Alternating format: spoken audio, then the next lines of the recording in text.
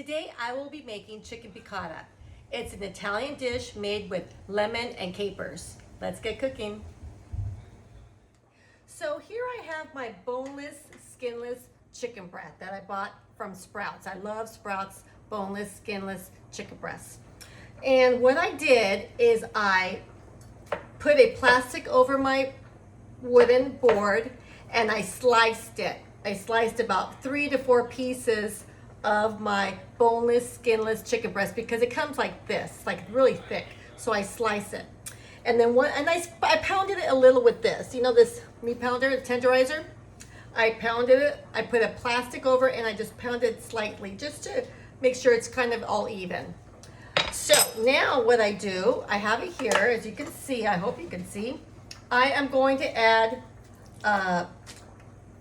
I'm gonna add a few things actually. I usually put my salt and pepper, but I'm going to add this time, so let's do this. Let's do it. So let me do this, my salt and pepper.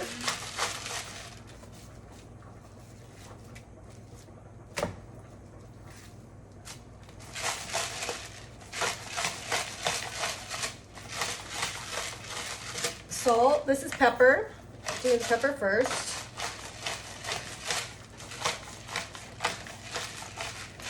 Then I'm going to do I'm going to add salt.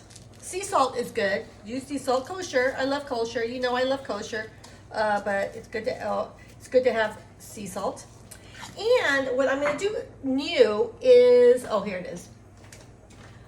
I'm going to add Italian seasoning just to flavor it more. Although it's still flavored, but you know what? I always say I'm a flavor girl, so why not?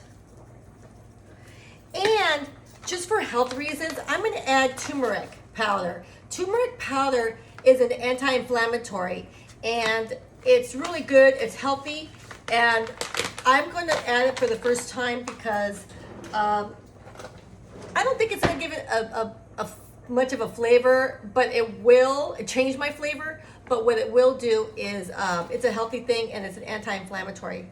And for us women, we don't need inflammation anywhere, right?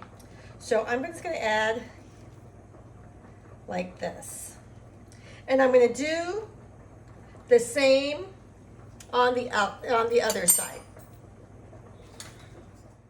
So once I've seasoned both sides like I did, I'm going to take one piece of chicken and I'm going to lay it in all-purpose flour. And I'm going to tap it on all sides. Then I'm going to flip it, and as you can see, it's all sides have it. All sides. And so what I'm doing, I want to make sure that every side has flour. Okay? So that's how you do. You just tap it. So they both have, so I'm going to do the next one. So I'm going to take out the excess. I'm going to put it down, and I will continue with the next one.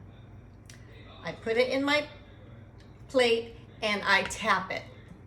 Every side to make sure that all of it is drenched in flour, all-purpose flour. You can use coconut flour. You will have a coconut taste, but there's nothing wrong with that. It'll just be a different taste, and mild. It won't be too much, but you will taste a little, and that's fine. There's nothing wrong with that. All right, so once I do all of them, I'm going to get my unsalted butter, and I am going to put about 2 tablespoons in the pan. So let me cut 2 tablespoons of butter. As you can see here, I'm going to drop it into the pan so it to melt. At the same time, I'm going to get my grapeseed oil, and I'm also going to add maybe about 2 tablespoons of oil, and I'm going to let that melt into my pan. Once that's ready, I'm going to add my chicken to the pan. So let me continue to get these all nicely coated in flour. So now you see that my butter and my olive oil is ready. It seems like it's, so what I'm going to do after I remove the excess, I am going to add them to my pan.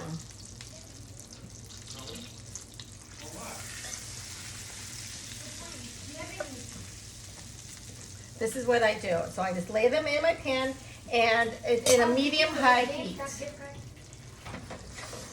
And I let that cook for about 3 minutes, and then I will turn them over, and then we'll do the other side.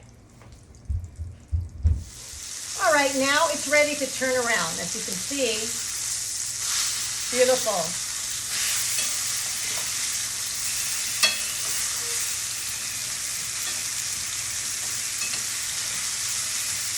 Now, about 3 minutes on the other side. All right, so now, as you can see, they're ready, so I'm gonna put them in my warming plate. I'm gonna transfer them to a plate, let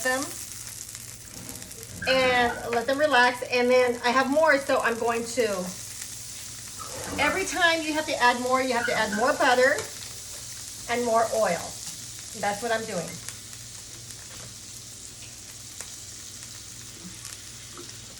Okay? So let's do some more.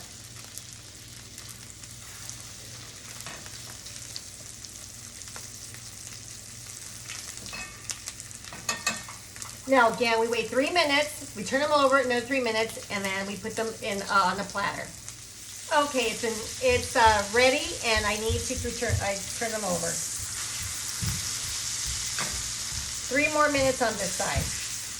They're looking beautiful. So they look ready, so I am going to put them in the pan. Look at that. They are yellow because of the turmeric. Normally they're not. If you don't put turmeric, they won't turn yellow. I'm going to add this one just a little more. Make sure this one's nice and cooked. And then once I'm finished with this one, I'm going to add capers. And let me show you. So I've got capers here, all right? These are capers. They're very salty, very good. So what I do is I put them here.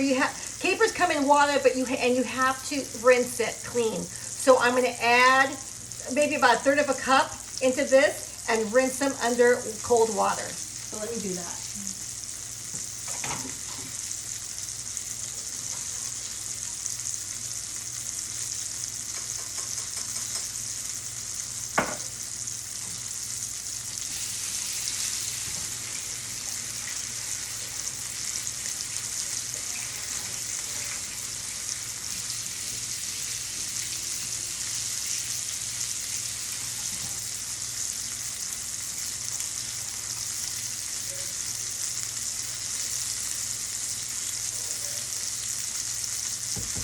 So here are my capers. And I'm going to have capers. I'm going to be putting chicken broth, about 1/2 cup. It's always a 1/2 cup. But this time I'm also going to add wine. You know, usually when you use wine in chicken broth, it's either or. If you're not a wine drinker, you don't want any alcohol, which is not really alcohol in your food because the alcohol, you know, it absorbs and it leaves. But if you don't want that, you can use chicken stock. I'm going to do both today, but you can do either one. So I'm going to turn this down, and then I'm going to take it out. I'm going to attach my handles. I'm going to lower it. I'm going to remove it and then add my capers. So this is looking really nice. Now, I'm going to add my capers. There they go. I'm going to add my wine first because I want it to reduce. 1/2 cup.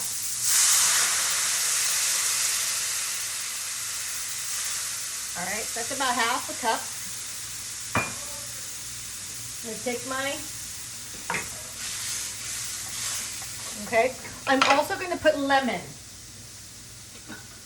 This is where my lemon comes in. So I squeezed 1 lemon. So you do about 1/3 of a cup of a lemon. And I'm going to add that to the mix, okay? The next thing, like I said, I'm gonna be adding chicken broth.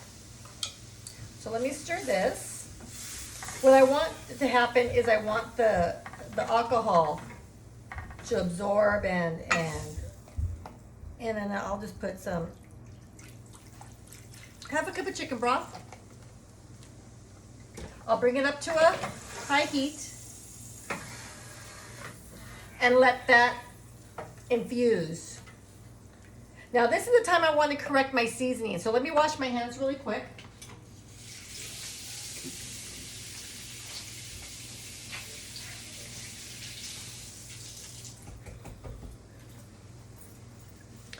All right, so this is the time when I really want my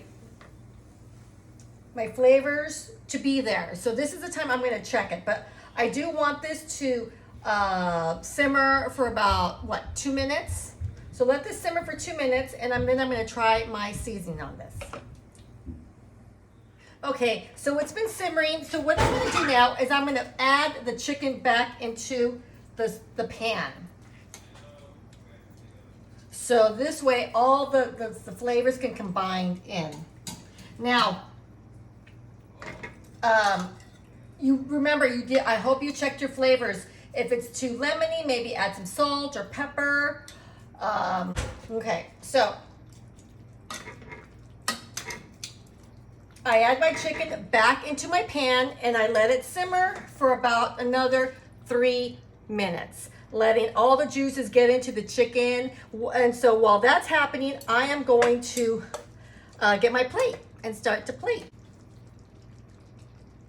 So it's been about 2-3 minutes and my chicken has been in the sauce. So I'm going to remove it and plate it. Today I'm going to put it over pasta. My daughter wanted pasta. I wanted chicken piccata. So I said, well, why don't I just put the chicken piccata over the pasta?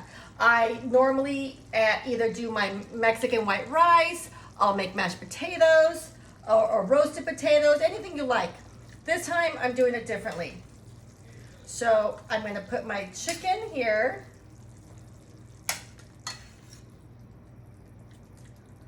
As you can see. And then what I'm going to do, I'm going to take butter, 2 tablespoons of butter, and I'm going to put it in the sauce and I'm going to whisk it really quickly. This is what I'm doing. Here we go. Oh, this is what I did. All right. And I'm going to pour it over my chicken. And of course, it's going to get really into it's going to get into the pasta. So it will flavor the pasta. Okay, so I did this, and then what I'll do, I will add fresh chopped parsley. And this is my chicken piccata. There you go. Isn't that easy? Look, I've got an amazing dish for my family, and it has a wonderful flavor. I hope you make it because it's a great dish.